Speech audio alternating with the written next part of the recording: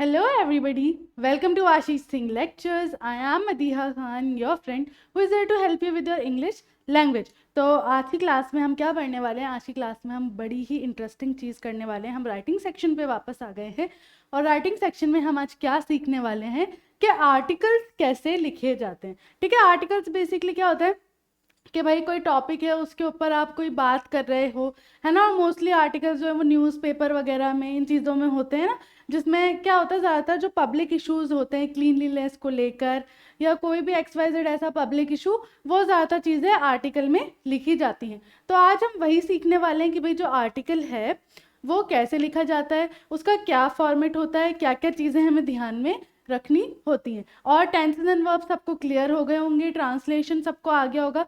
तो अब I guess writing section में दिक्कत नहीं आने वाली है. ठीक है, जो ट्रांसफॉर्मेशन ऑफ सेंटेंसेस हैं वो भी करेंगे हम. ठीक है, ट्रांसफॉर्मेशन ऑफ सेंटेंसेस भी ज़रूरी है ताकि आपको क्या हो, ये जो आर्टिकल्स या आप जो भी राइटिंग सेक्शन में लिख रहे हो ना, उनको लिखने में आपको हेल्प हो. ठीक है, तो हम ट्रांसफॉर्मेशन भी पढ़ेंगे, change of voice, change of narration वगैरह भी पढ़ेंगे, ताकि क्या होगा, आपको एक लिखने का तरीका आएगा कि किस तरीके से आपको लिखना चाहिए जब आपको कोई बात अपने बारे में करनी हो या किसी तीसरे पर्सन के बारे में बात करनी हो.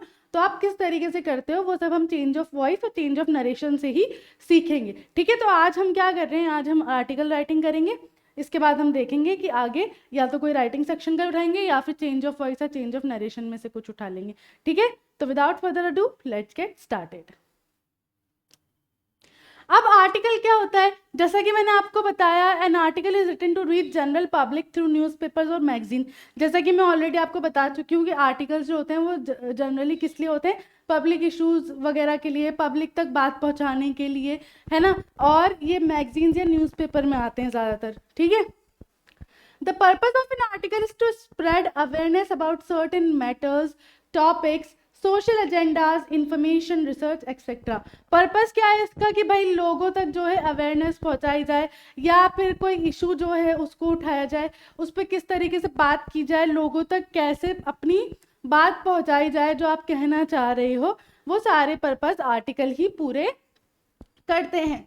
Article should be written objectively in third person narrative. ठीक है, अब आर्टिकल जो है वो ऑब्जेक्टिवली लिखने चाहिए और थर्ड पर्सन नरेटिव में लिखने चाहिए. ठीक है, अब थर्ड पर्सन नरेटिव क्या होता है, उसी के लिए चेंज ऑफ वॉइस और चेंज ऑफ नरेशन पढ़ना जरूरी है. ठीक है, this doesn't necessarily mean that articles have to be written only in a formal tone. और अब ऐसा जरूरी नहीं है कि भाई है ना आप फॉर्मल टोन में ही लिखो. थर्ड पर्सन नरेटिव जो होता है उसमें मोस्टली हम फॉर्मल वे में ही लिखते हैं चीज़ें, बट ऐसा कंप्लीटली नेसेसरी नहीं है कि आप सिर्फ फॉर्मल वे में ही लेटर लिखो, सॉरी जो आर्टिकल है वो लिखोगे. ठीक है, क्लियर हो गया यहाँ पे कि आर्टिकल क्या होता है, उसका पर्पस क्या है, उसको लिखने का तरीका. अब यहाँ पे कुछ पॉइंट्स हैं जो आपको याद रखने हैं एक आर्टिकल लिखने से पहले. तो पहला पॉइंट है कि जो टाइटल आप लिख रहे हो ना, उसको ऐसा लिखो, कैची लिखो, कि जो जो भी रीडर है, जो पब्लिक है, वो पढ़े, अटेंशन आए उनकी, है ना. इस तरीके से कैची सा टाइटल देना है आपको. Begin with a striking opening sentence which addresses the readers and gets them interested in the topic. अब स्टार्टिंग की लाइन कुछ ऐसी लिखो जो मतलब जो रीडर है, जो पब्लिक है, वो रिलेट कर पाए खुद से. देखो अगर है ना, जब पब्लिक को ये लगेगा ना कि हाँ भाई हम यहाँ रिलेट कर चुके हैं, ये पता है, हाँ ये हमारे साथ भी हो जाता है, ये सिचुएशन हम अच्छे से रिलेट कर सकते हैं, या फिर हाँ ये बात हमारे एडवांटेज के लिए हो रही है, तो वो डेफिनेटली वो आर्टिकल पढ़ते हैं. ठीक है, तो आप जब अपना आर्टिकल लिखना शुरू करो ना, जो बॉडी की बात हो रही है, तो उसको कुछ इस तरीके से स्टार्ट करो, इस तरीके की ओपनिंग दो जो सीधा रीडर के दिल पे जाके लगे कि वो रिलेट कर पाए उस चीज से. आप यहाँ पे जो है लिंकिंग डिवाइसेस यूज करके बात कर सकते हो, however, therefore, although, even though, in order to. इस तरीके से क्या होता है, आप सेंटेंस को आगे कनेक्ट कर पाते हो to make the composition appeal a whole, जिससे जैसा कि मैंने आपको बोला सेंटेंस कनेक्ट कर पाते हो. जब आप सेंटेंसेस कनेक्ट करने लगोगे तो आपकी एक होल बॉडी पूरी तैयार हो जाएगी आर्टिकल की. ठीक है, conclude with your strongest point. Conclusion देना, और कंक्लूजन जितना हो सके जो स्ट्रॉन्ग पॉइंट आप रख सकते हो, भले से छोटा सा रखो लेकिन एक स्ट्रॉन्ग पॉइंट रखो जिसपे कोई सामने वाला मना ही ना कर पाए, इस तरीके का कंक्लूजन डालना है. ठीक है, अब यहाँ पे देखो मार्क्स आपको जो है किस किस चीज के मिलते हैं एक आर्टिकल में. ठीक है, आपका जो आर्टिकल होता है उसमें जो आपको मार्क्स मिलते हैं ना वो किस तरीके से मिलते हैं। पहले तो फॉर्मेट, देखो मैंने आपको 10 बार बोल दिया है कि जब भी आप राइटिंग सेक्शन की बात करोगे फॉर्मेट ध्यान रखना ज़रूरी है। फॉर्मेट फर्स्ट एंड फॉरमोस्ट चीज़ है जो आपको याद होनी चाहिए हर राइटिंग सेक्शन में। जो भी आप राइटिंग कर रहे हो, चाहे नोटिस राइटिंग हो, चाहे लेटर राइटिंग हो, चाहे रिपोर्ट हो, आर्टिकल हो, अनसीन कॉम्प्रीहेंशन हो, जो भी, चलो अनसीन कॉम्प्रीहेंशन में तो कोई फॉर्मेट नहीं होता, ठीक है, बट बाकी चीज़ों में क्या होता है, आपको फॉर्मेट का ध्यान रखना होता है, ठीक है। फॉर्मेट के मार्क्स मिलते हैं आपको। अब फॉर्मेट में टाइटल और राइटर्स नेम, ठीक है, देखो आर्टिकल जब स्टार्ट होता है, जैसे मैं अभी आपको फॉर्मेट बताऊंगी ना आगे, तो पहले आपको टाइटल लिखना है, टाइटल के बाद आप क्या लिखोगे, जिसने लिखा है वो आर्टिकल उसकी बाय लाइन डलती है, ठीक है। कंटेंट, कंटेंट जो बॉडी है आपकी, जिसमें ये वाली जो चीज़ है, ये जो है ना, ये वाला सब पार्ट, ये आपका कंटेंट है, ठीक है। आप ओपनिंग किस तरीके से कर रहे हो, उसके अंदर आप क्या बातें लिख रहे हो, एडवांटेजेस डिसएडवांटेजेस, है ना, लॉजिकल होनी चाहिए, सारी बातें उल्टा सीधा कुछ नहीं लिखना है ना, रिलेट करनी चाहिए, रिलेवेंस होनी चाहिए उसमें, ठीक है। इसके पॉइंट मिलते हैं। एक्सप्रेशन, आप किस तरीके से लिख रहे हो, आपके कोई ग्रामेटिकल एरर तो नहीं हो रहा है, फ्लुएंसी क्या है, एक्यूरेसी है कि नहीं है, कि भाई ग्रामेटिकली एक्यूरेट लिख रहे हो या नहीं लिख रहे, इन सब चीज़ों के क्या होते हैं, मार्क्स आपको दिए जाते हैं। तो आपको हर चीज़ पे ध्यान रखना है। पहली चीज़ फॉर्मेट पे ध्यान रखना है, दूसरा उसका टाइटल और बाय लाइन जो है वो अच्छी लिखनी है। टाइटल जो भी आपको टॉपिक दिया जाए जिस पे आर्टिकल लिखना है, बाय लाइन अगर नाम दिया हुआ है तो उसका नाम, नहीं तो आपका नाम, ठीक है। उसके बाद बॉडी, बॉडी आपकी ऐसी होनी चाहिए कि जो रीडर जो है वो रिलेट कर सके, उसमें लॉजिकल बातें होनी चाहिए, स्ट्रॉन्ग पॉइंट होने चाहिए आपके कंक्लूजन में, ठीक है। इस तरीके से यहाँ बात हो रही है, और वहाँ क्या होनी चाहिए, फ्लुएंसी होनी चाहिए, ठीक है। क्लियर हो गया यहाँ पर। चलो अब हम आते हैं फॉर्मेट पे। देखो फॉर्मेट या किसी भी चीज़ का कुछ भी याद करने का, जैसे मैं शुरू से बोल रही हूँ, सबसे इजी तरीका है या तो फ्लो चार्ट या टेबल, ठीक है। तो यहाँ पे देखो एक तरीके का समझो फ्लो चार्ट ही है कि आपको फॉर्मेट जो है वो किस तरीके से ध्यान रखना है। सबसे पहले आपका टाइटल होना चाहिए, टाइटल आपका आई कैचिंग और रिलेवेंट होना चाहिए थीम से, ठीक है। मतलब जिस बारे में आपको बोला गया है कि भाई जिस बारे में लिखना है ना, जिस बारे में आपको बोला जाए उस बारे में जो लिखना है वो आपका क्या हो जाता है, टाइटल हो जाता है। और उसको आई कैचिंग लिखने के लिए आप उसको बोल्ड लेटर्स में लिख सकते हो या अंडरलाइन कर सकते हो नीचे, मतलब उसको एक अच्छा सा बना सकते हो ना, बॉक्स में डाल सकते हो छोटे से, ठीक है। और ये चीज़ कहाँ आती है, बिल्कुल मिडिल में, ठीक है। यहाँ जो मैंने लिख रखा है ये मिडिल, वो इसलिए लिखा है कि आपका जो टाइटल है वो बिल्कुल मिडिल में आना चाहिए, ठीक है, यहाँ पे। उसके बाद बाय लाइन, आपका नाम, या फिर अगर किसी का नाम दिया तो उसका नाम, तो आपने क्या किया यहाँ पे पहले बीच में लिख दिया टाइटल,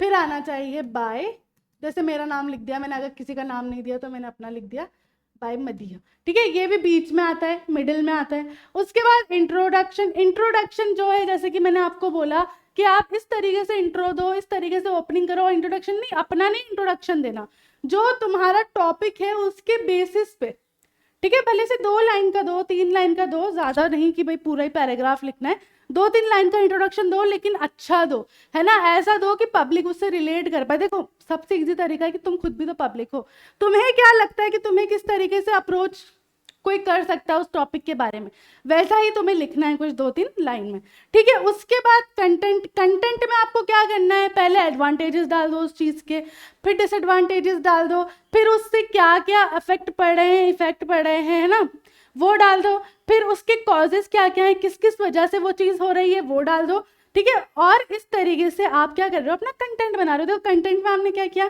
पहले जो भी टॉपिक है उसका इंट्रोडक्शन दे दिया 2-3 लाइन में, इस तरीके से कि रीडर को आप कैसे अप्रोच कर रहे हो, है ना।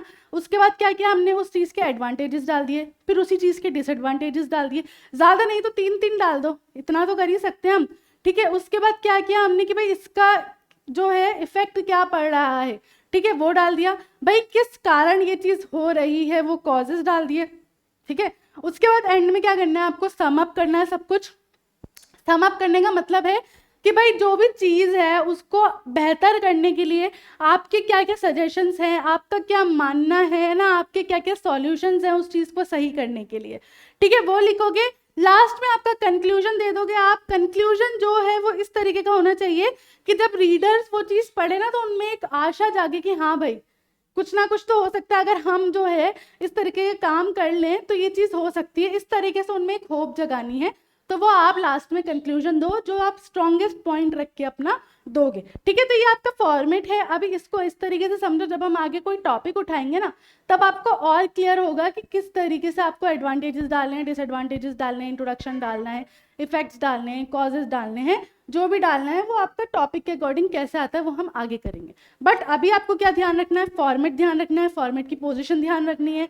पहली चीज फॉर्मेट में टाइटल होती है, टाइटल आई कैचिंग, बोल्ड लिख दो, अंडरलाइन कर दो, बॉक्स बना दो, मिडल में होना चाहिए, उसके नीचे बाय लाइन होनी चाहिए, बाय डाल के अपना नाम लिखना है, अपना अगर वहाँ दिया हुआ है किसी का तो उसका लिखोगे। उसके बाद इंट्रोडक्शन दोगे, इंट्रोडक्शन ऐसा होना चाहिए जो रीडर्स रिलेट कर सकें। उसके बाद कंटेंट, कंटेंट में एडवांटेजेस डाल दो, डिसएडवांटेजेस डाल दो, इफेक्ट्स डाल दो, कॉजेज डाल दो, फिर उसको पूरा सम अप कर दो कि आपका क्या मानना है, आप क्या सॉल्यूशन दे रहे हो, क्या सजेशन दे रहे हो उस चीज़ को ठीक करने के लिए। और लास्ट में जो है कंक्लूजन डाल दो कि भाई आपका जो सबसे स्ट्रॉन्गेस्ट पॉइंट है जिससे पब्लिक जो है उस काम को करने के लिए तैयार हो जाए, उनमें एक होप जगानी है आपको बेसिकली। तो आप इस तरीके से अपना एक आर्टिकल लिखते हो और ये उसका पूरा फॉर्मेट है। इसको जल्दी से स्क्रीनशॉट ले लो या कॉपी कर लो, उसके बाद आगे चलते हैं।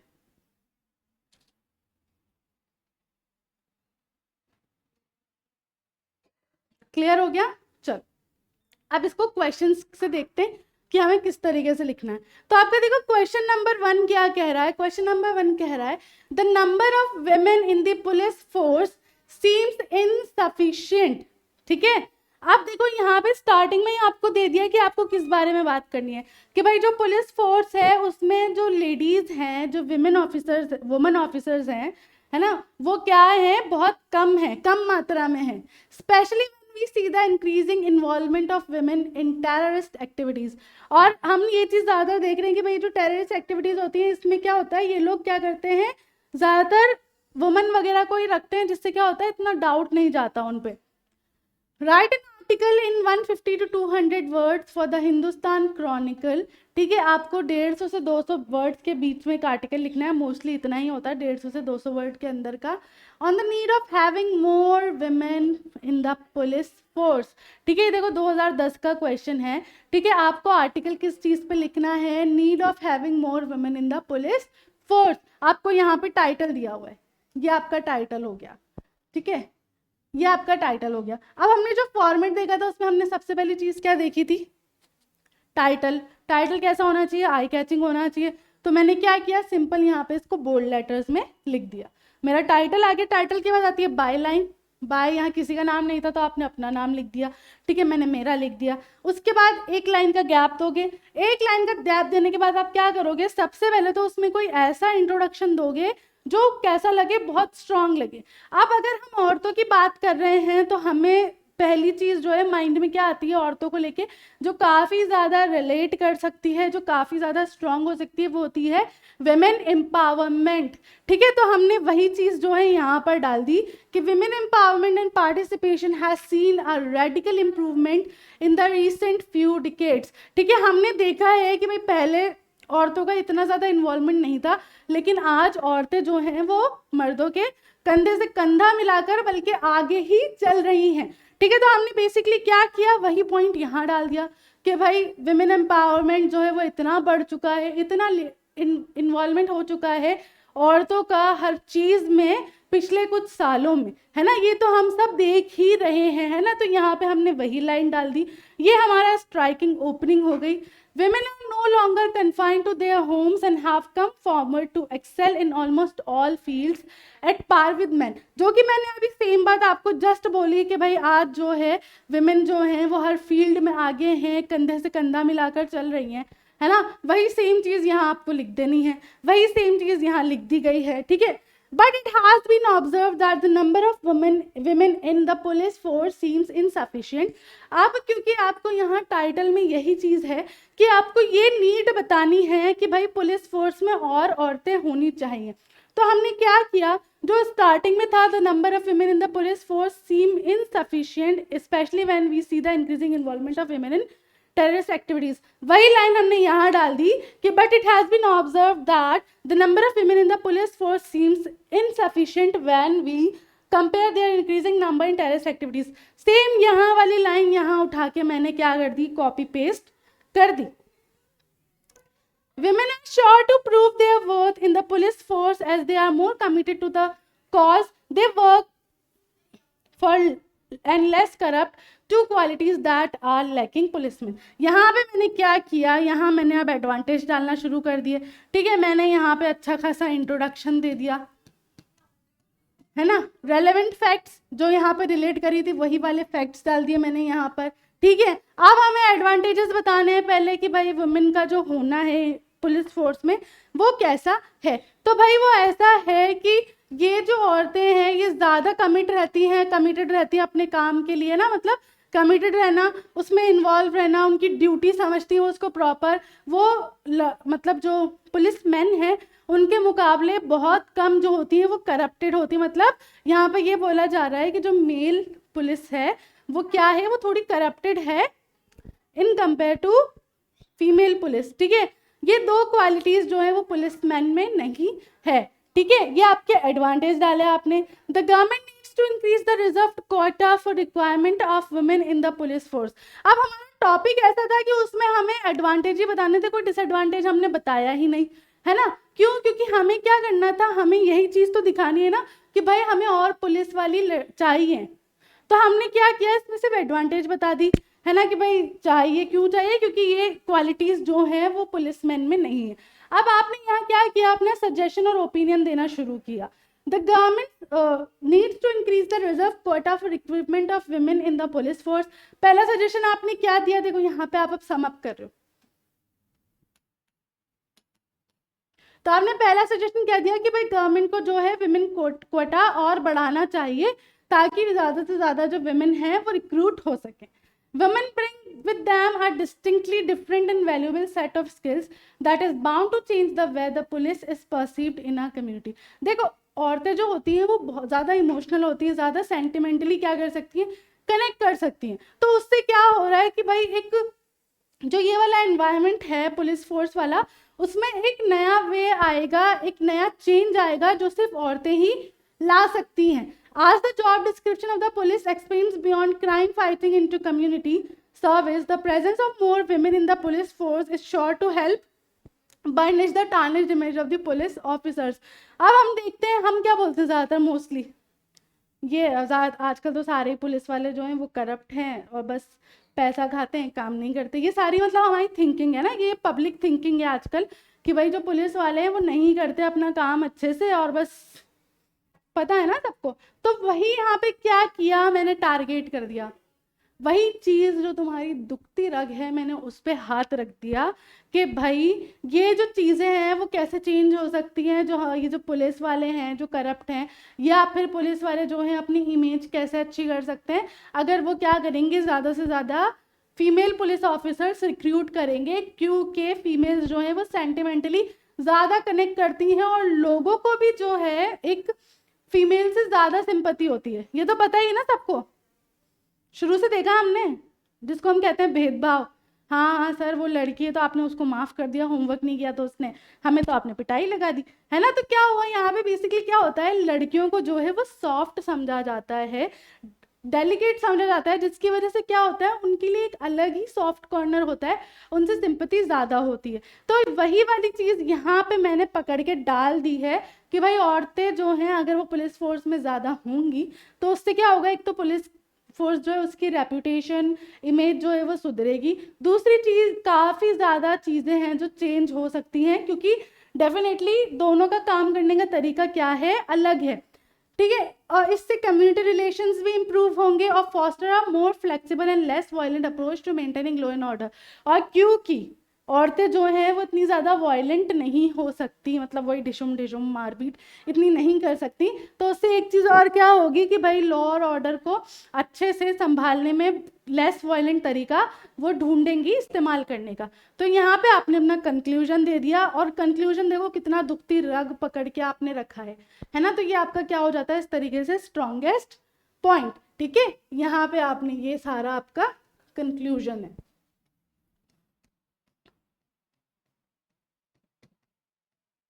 समझ आ गया? इस तरीके से हमको क्या करना है, सारी चीज़ों को ध्यान में रख के स्टेप बाय स्टेप काम करना है। और इस तरीके से आपका जो फॉर्मेट है वो कंप्लीट भी हो जाएगा और आपका आर्टिकल आपको पता भी नहीं चलेगा कि कब पूरा हो गया है। ठीक है, समझ आ गया, क्लियर हो गया किस तरीके से आपको कहाँ पे क्या बात करनी है। इंट्रोडक्शन रखना है, इंट्रोडक्शन ऐसा रखना है जो हम रिलेट कर सकें। और विमेन की बात हो रही है तो विमेन एम्पावरमेंट से बड़ा कोई भी मुझे नहीं लगता इंट्रोडक्शन हो सकता था यहाँ पे रिलेट करने का। ठीक है, उसके बाद हमने क्या किया, एडवांटेज दे दिया कि भाई वुमेन अगर होगी, विमेन अगर होगी है ना इस फील्ड में, तो उससे जो है काफ़ी सारी चीज़ें अच्छी हो सकती हैं, है ना। और जो चीज़ें क्या हैं पुलिस मैन में नहीं होती वो चीज़ें होती हैं। ठीक है, उसके बाद मैंने सजेशन दे दिया यहाँ पर कि भाई गवर्नमेंट को जो है क्वाटा बढ़ाना चाहिए, है ना, विमेन के लिए कि उनको रिक्रूट करने का कोटा बढ़ाना चाहिए। उसके बाद मैंने कंक्लूजन डाला, और कंक्लूजन तो मैंने ऐसा डाला है कि कोई इस बात को डिनाई नहीं कर सकता। ठीक है, और ऐसा ही कंक्लूजन आपको डालना है कि कोई आपकी बात को डिनाई ही ना कर सके और उसमें अपने आप ही क्या हो, एक होप जाग उठे। क्लियर, इस तरीके से आपको अपना आर्टिकल बनाना है। ठीक है, अब नेक्स्ट आर्टिकल करते हैं और क्लियर होता है आगे काम। ठीक है, क्वेश्चन नंबर 2 देखो क्या कह रहा है, एक second.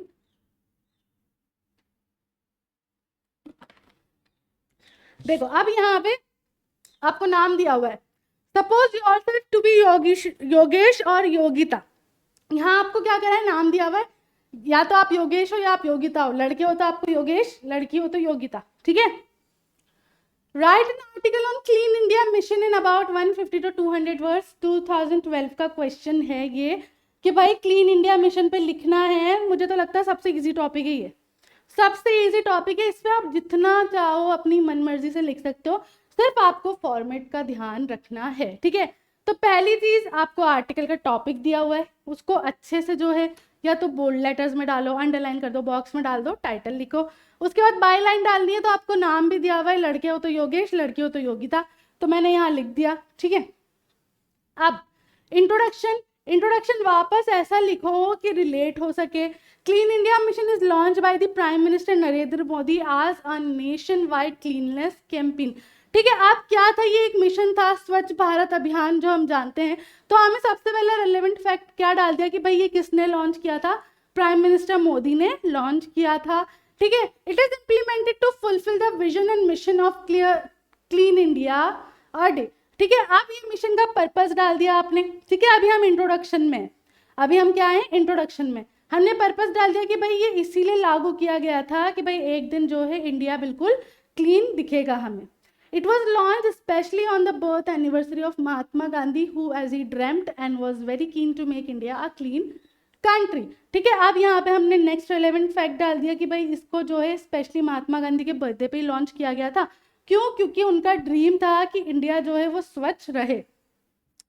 He tried to clean India in his time by motivating people through his campaign and slogans. However, it could not be achieved because of the partial involvement of the people of India. ये line नहीं डालनी हो तो भी चलेगा, इतना introduction भी enough है। ठीक है, यहाँ पे लाइन दी कि उन्होंने बहुत कोशिश की लेकिन वो चीज़ तब पूरी नहीं हो पाई क्योंकि उस वक्त लोगों ने जो है प्रॉपरली इसमें इन्वॉल्वमेंट नहीं दिखाया। ठीक है, यहाँ पे हमारा क्या हो गया, हमने इंट्रोडक्शन दे दिया। The aim of this mission is to cover all the rural and urban areas of this country to present this country as an ideal country before world. ठीक है, यहाँ से मैंने क्या शुरू कर दिया अपना, अब एडवांटेजेस शुरू कर दिए। ठीक है, पहले अच्छा खासा इंट्रोडक्शन दे दिया, रिलेट कर दिया सब चीज़ें। ठीक है, अब मैंने यहाँ पे क्या किया, इसके एडवांटेजेस शुरू किए कि भाई इसका जो मेन गोल है वो क्या है कि जो रूरल और अर्बन एरियाज़ हैं इस देश के वो सारे जो हैं वो साफ रहें और एक आइडल कंट्री जो है दुनिया के सामने दिखे। ठीक है, एक एडवांटेज तो ये है कि दुनिया के सामने भाई आइडल कंट्री दिखेगी अगर साफ सुथरी रहेगी तो। ठीक है, spreading cleanliness awareness among people, strengthening cleanliness system in the urban and the rural areas as well as creating user friendly environment for all private sectors। ठीक है, ये सारी चीज़ें क्या करी हमने यहाँ पे। अब एडवांटेजेस डाल रहे हैं हम कि भाई क्लीननेस अवेयरनेस अगर स्प्रेड करेंगे तो उससे क्या होगा, जो क्लीननेस सिस्टम है वो स्ट्रॉन्ग होगा अर्बन एरियाज़ में और रूरल एरियाज़ में। अर्बन एरियाज सिटीज़ वगैरह जो हैं बड़ी बड़ी, और रूरल एरियाज गांव खेड़े के इलाके जो होते हैं। ठीक है, इससे क्या होगा, एक यूज़र फ्रेंडली एनवायरनमेंट क्रिएट होगा हर प्राइवेट सेक्टर के लिए और उससे क्या होगा कि भाई लोग भी जो हैं, ये जो प्राइवेट सेक्टर्स है, ये इन्वेस्ट करना भी शुरू करेंगे इसकी मेंटेनेंस में ना, क्लीनिनेस मेंटेनेंस में। तो यहाँ तक मैंने क्या किया, एडवांटेजेस डाल दिए, ठीक है। अब इसके बाद आगे क्या है हमारा कि भाई the completion of this mission will indirectly draw the attention of the investors in India, enhance the GDP growth, draw tourist attention from all over the world, bring variety of sources of employment, reduce health cost, reduce death rate and many more। यहाँ पे मैंने आगे और advantages डाल दिए कि भाई इससे क्या होगा, जीडीपी ग्रोथ बढ़ेगी, टूरिस्ट अटेंशन आएगी तो पैसा आएगा, पैसा आएगा तो इंडिया जो है वो और इम्प्रूव होगा, उसमें और ज़्यादा चीज़ें बनेंगी और ज़्यादा, है ना। तो उससे क्या होगा, एम्प्लॉयमेंट मिलेगा लोगों को, हेल्थ कॉस्ट कम होगी, डेथ रेट कम होगी, मतलब जितने भी आपको लगते हैं ना सारे एडवांटेज डाल दिए, ठीक है। Swachh Bharat process has also been started to get some fund for this campaign as the old proverb says. अब यहाँ पे आप जो है कंक्लूजन में क्या कर सकते हो, कोई प्रोवर्ब भी डाल सकते हो, कोई अच्छी बात जो थी ना मुहावरा टाइप, वो भी डाल सकते हो, जैसे कि मैंने यहाँ डाल दी, cleanliness is next to godliness and if we want the godliness to remain in our land we should never abandon this mission. अब देखो यहाँ पे क्लीन इंडिया मिशन के बारे में बात हुई थी तो कोई डिसएडवांटेज तो था ही नहीं, सारी अच्छी बातें लिखनी थी हमें, तो हमने वही किया, सारी अच्छी बात लिखी, इसमें हमने अपना ओपिनियन भी दे दिया कि भाई इससे जो है जीडीपी ग्रोथ बढ़ेगी, टूरिस्ट अटेंशन बढ़ेगा, ये सब होगा, ये हमारे ओपिनियन और एडवांटेजेस थे सारे, ठीक है। इसमें मैंने लास्ट में कंक्लूजन देने के लिए क्या बोला कि भाई जो सफाई है वो आपको किसके, गॉड के करीब करती है, और अगर हमें जो है गॉडलीनेस चाहिए अपने इस देश में तो हम जो है कभी भी इस मिशन को छोड़ेंगे नहीं, ठीक है। तो यहाँ पे आपने क्या किया, इस तरीके से एक स्ट्रॉन्ग पॉइंट डाल के अपनी बात कंक्लूड कर दी। क्लियर हो गया। यहाँ पर छोटे छोटे से हैं नोटिस, 150 से 200 वर्ड, हमें ऐसा लगता है कि काफ़ी सारे होते हैं, बट जब हम लिखने बैठते हैं ना तो मुश्किल से एक अच्छा पैराग्राफ निकल कर बनता है, ठीक है। तो ये मत सोचना कि इतना सारा कैसे लिखेंगे, 150 से 200 वर्ड कुछ भी नहीं होते हैं, ठीक है। इस तरीके से आपको कुछ चीज़ें याद रखनी है कि हाँ भाई इंट्रोडक्शन दे दिया, अच्छा अब एडवांटेजेस लिख देते हैं, अगर कोई ऐसी बात है जिसके डिसएडवांटेजेस भी हैं तो वो भी लिख देंगे, फिर हमारा ओपिनियन दे देंगे इसको इम्प्रूव करने के लिए क्या कर सकते हैं, अगर हमारे दिमाग में कोई आइडिया आ रहा है तो वो भी लिख देंगे, फिर लास्ट में क्या करेंगे, इसको कंक्लूड करने के लिए एक अच्छा सा, अगर हमें कोई प्रोवर्ब याद आ रहा है उससे मिलता जुलता तो वो डाल देंगे, नहीं तो हमारा स्ट्रॉन्गेस्ट पॉइंट जिसको कोई डिनाई नहीं कर सकता वो डाल देंगे, और इस तरीके से हमारा आर्टिकल जो है कंप्लीट हो जाएगा, ठीक है। क्लियर हो गया। इस तरीके से आपको अपना आर्टिकल लिखना है। एक देख लो और, write an article in 200 words on the role of youth in national development. Topic आपको ऑलरेडी दिया हुआ है, जो हम जवान लोग हैं उनका क्या रोल है आज नेशनल डेवलपमेंट में, देश के विकास में, ठीक है। ये हमारा टाइटल है, ठीक है। आप देखो यहाँ पर क्या किया मैंने, देखो यहाँ पे है ना, मैंने इसको सिंपली लिखा, मैं इसको इनहेंस करने के लिए क्या कर सकती हूँ, अंडरलाइन कर सकती हूँ या फिर बॉक्स बना सकती हूँ, ठीक है। इस तरीके से आप कर सकते हो, ठीक है। अब यहाँ पे आपको देखो क्या है, यू आर मुमताज़ और Mohammad Azam of 12th standard Bharatiya Vidya Bhavan Delhi, ठीक है, 2015 का है ये, ठीक है। ये सब हमारे कोई मैटर नहीं करता, सिर्फ नाम मैटर करता है, तो बाई लाइन में मैंने डाल दिया मुमताज़ लड़के हो तो मोहम्मद आजम डाल देना, ठीक है। अब यहाँ पे आपका टॉपिक क्या है कि भाई जो जवान हैं उनका क्या रोल है भारत के विकास में। तो सबसे पहले हमने क्या करना है, इंट्रोडक्शन डालना है। इंट्रोडक्शन हमने डाल दिया, youth are the assets and hope of a nation. अब जो हम हैं वही कल है ना, इस देश का कल कौन है, आज जो हम लोग हैं, जो जवान लोग हैं वही हैं, तो हम क्या हो गए, इस देश के लिए एसेट हो गए, ज़रूरी हो गए। The future of nation depends on it's youth. और अब पूरा का पूरा जो फ्यूचर है इस देश का वो किस पे डिपेंड करता है, हम पे डिपेंड करता है, जो यूथ है ना, जो यंग जनरेशन है उस पर। They can play a very constructive role in the progress, uplift and development of our nation. अब मैंने क्या किया, एडवांटेजेस डालना शुरू, देखो यहाँ इंट्रोडक्शन कितना छोटा सा था, है ना। अब मैंने क्या किया, एडवांटेजेस डालना शुरू कर दिया, जो इंट्रोडक्शन भी लग रहा है कि भाई वो जो है काफ़ी कंस्ट्रक्टिव रोल प्ले कर सकते हैं, वो डेवलपमेंट जो है उसको बढ़ा सकते हैं, है ना। और the role of youth has become more important today as the modern era is becoming fast paced, ठीक है। मॉडर्न, मॉडर्न नहीं है ये, मॉडर्न, ठीक है। अब क्या हो रहा है कि भाई यूथ जो है उनका रोल जो है वो किस तरीके से बढ़ रहा है, क्योंकि अभी जो टाइम चल रहा है ना, जिस टाइम में हम हैं वो काफ़ी फास्ट पेस्ड है, मतलब काफ़ी तेज़ गति से जो लाइफ है वो चल रही है, काफ़ी वो कॉम्प्लेक्स और कॉम्प्लिकेटेड भी, मतलब आज इतनी एडवांसमेंट हो गई है कि देखो क्या होता है, जो हमारे पेरेंट्स वगैरह हैं उनको इतना प्रॉपरली ना तो कंप्यूटर्स वगैरह चलाने आते हैं, मोबाइल्स भी वो बेसिकली चलाते हैं ना। तो यहाँ पे यही बात हो रही है कि आजकल जो इतना एडवांसमेंट हो गया है, तो जो हमसे पहले वाली जो जनरेशन है वो इतना नहीं इसके साथ चल सकते, क्योंकि बहुत फास्ट पेस्ड लाइफ हो गई है और कॉम्प्लिकेटेड हो गई है। They can help the villagers shed their shackles of ignorance, illiteracy and superstition by acquainting them with true facts। ठीक है, हमारी एजुकेशन भी काफ़ी एडवांस हो गई है, जिससे हम गांव खेड़ों में जाके जो बेचारे लोग हैं जो नहीं पढ़े लिखे हैं उनकी मदद कर सकते हैं, है ना। और जो बहुत ज़्यादा देखा है हमने कि जो जहाँ पे मतलब पढ़ाई की ज़्यादा वैल्यू नहीं होती, वहाँ सुपरस्टिशन चीज़ें बहुत होती है, मतलब है ना, होता है ना कि भाई हाँ ये कर लोगे तो ये हो जाएगा, ये जाप कर लो, ये मंत्र पढ़ लो तो ये हो जाएगा, होते हैं ना बहुत से लोग जो ऐसे फ्रॉड कर जाते हैं। तो वो सुपरस्टिशन से बच सकते हैं ये लोग इस वजह से। New scientific techniques can help in raising the yields of crops. ठीक है, अब जो नई नई टेक्निक्स जो यंग जनरेशन ला रही है, उससे जो है क्रॉप्स की यील्ड, फसल की जो मतलब जो फसल है उसकी काफ़ी बढ़ोतरी हो सकती है। द प्रॉब्लम ऑफ अनएम्प्लॉयमेंट और under employment can be overcome bye establishing small scale industries. ठीक है, और जो ये यंग जनरेशन है वो क्या कर सकती है, स्मॉल स्केल इंडस्ट्रीज बिठा सकती है ना, रजिस्टर कर सकती है, जिससे जो ये अनएम्प्लॉयमेंट की जो प्रॉब्लम है वो काफ़ी हद तक सॉल्व हो सकती है। ठीक है, तो यहाँ पे मैंने क्या किया, काफ़ी सारे एडवांटेजेस दे दिए। They can guide the rural youth about cheap raw material and profitable disposal of finished products. ठीक है, हम जो यंग जनरेशन है वो जो रूरल यूथ है जो बेचारे इतना ज़्यादा पढ़े लिखे नहीं हैं, उन जवानों को क्या कर सकते हैं, बता सकते हैं कि भाई जो कच्चा मटेरियल है जो बिल्कुल रॉ है ना, जिससे मतलब जो स्क्रैच से जो काम शुरू करते हो वो काफ़ी चीप तरीके से आपको मिल सकता है ना, काफ़ी सस्ता मिलता है और उसमें काफ़ी ज़्यादा प्रॉफिट भी निकल कर आता है जो पूरा प्रोडक्ट आप करते हो। ठीक है, the youth can help in checking population growth by adopting family planning. ठीक है, तो जो यूथ हैं वो क्या कर सकते हैं, पॉपुलेशन ग्रोथ में भी काफ़ी हेल्प कर सकते हैं, क्योंकि उन्हें फैमिली प्लानिंग के बारे में पता है ना, तो उनको पता है कि हाँ भाई 2 या 3 बच्चे are enough and presenting living examples to other, और वो दूसरों के लिए भी एग्जाम्पल बन सकते हैं। ठीक है, यहाँ पे मैंने क्या किया, एडवांटेजेस खत्म करके आप सजेशन देना शुरू करा, अपना ओपिनियन रखना शुरू करा। They can play a vital role in making India a great democratic progressive and prosperous country steeped in old cultural values but equipped with modern scientific outlook।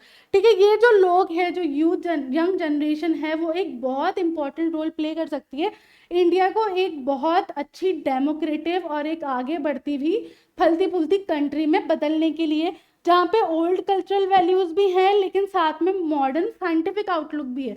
मतलब अपनी जो एंसेस्टर्स हैं या पुरानी जो जनरेशन है उसकी सारी वैल्यूज भी उन्होंने संभाल के रख रखी हैं, और साथ में जो एडवांसमेंट हो रहा है उसका भी एक अच्छा वो आउटलुक दे सकते हैं। ठीक है, अब यहाँ पे मैं कंक्लूड कर रही हूँ अपनी बात। Last but not the least, they can play a vital role in transforming the moral fabric of society by curbing the vices of selfishness and greed and imbibing the spirit of self sacrifice, sympathy and mutual confidence. ठीक है, अब यहाँ पे मुझे क्या करना होता है, कंक्लूजन में अपना स्ट्रॉन्गेस्ट पॉइंट रखना होता है जो रीडर्स क्या नहीं कर सके, डिनाई नहीं कर सके।